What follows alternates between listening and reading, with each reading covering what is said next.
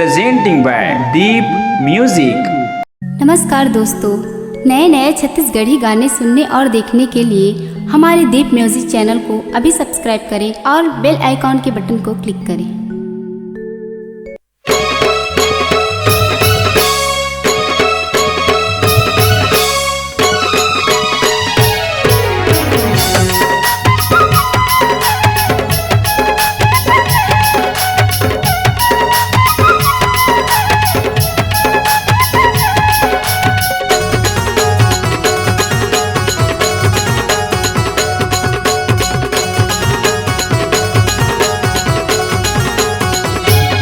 तै घूमेला आबे ओ तै घूमेला आबे ना तै घूमेला आबे ओ तै घूमेला आबे ना।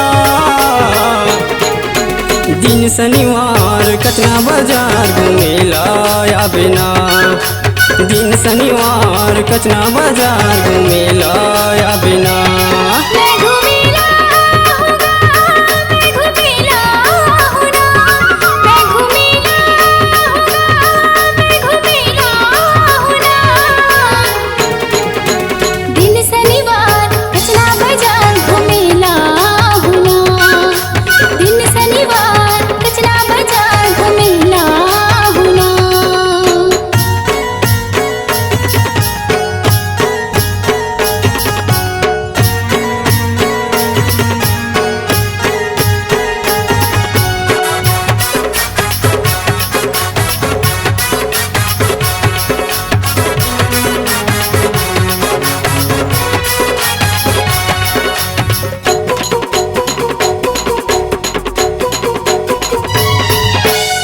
बेरे मोरी मयारू पूछत पूछत मोरे गाँव मैया के चिन्हा ले देहूँ रानी झन कर बेनिका।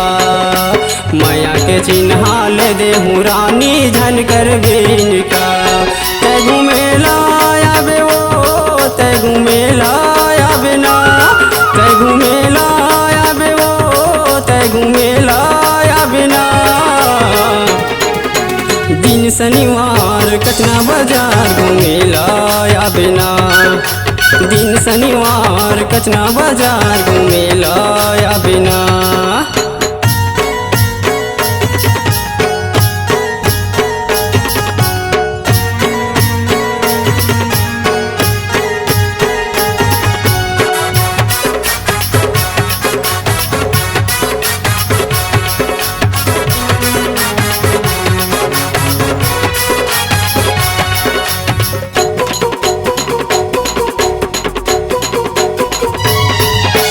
वीरेन होटल के भजिया यशमन ठेला के पान फोटो खिंचाबो कोमल साहू कर कहना लगोरी माँ। फोटो खिंचाबो कोमल साहू कर कहना लगोरी माँ।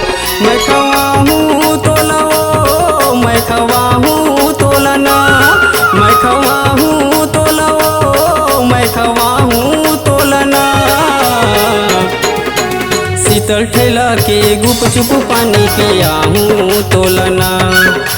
शीतल ठेला के गुप चुप पानी पिया हूँ तोलना।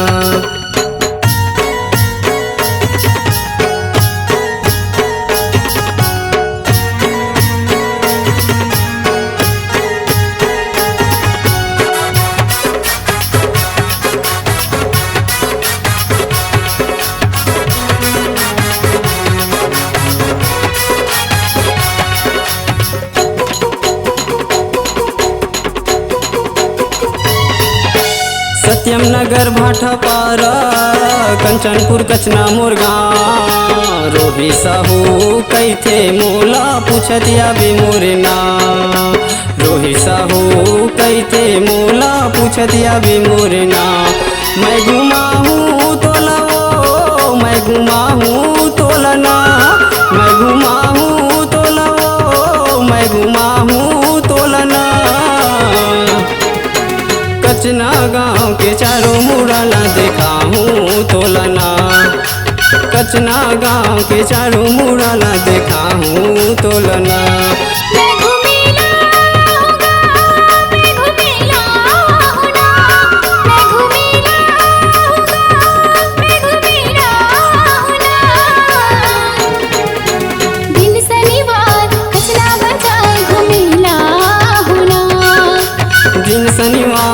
कचना बाजार घूमेला आवेला। दिन शनिवार कचरा बाजार घूमेला होला।